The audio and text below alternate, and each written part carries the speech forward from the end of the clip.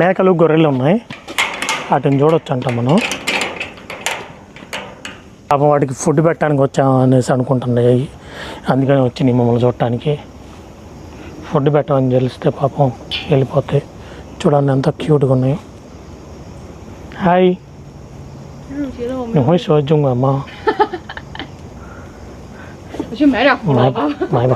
爸，啊，这个羊出来了。你出呗，你出去嘛。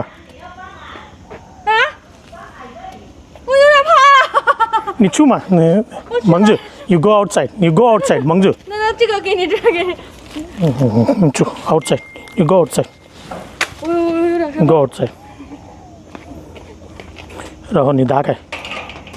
చూసారు ఫ్రెండ్స్, దానికి అది ఇస్తే తింటుంది.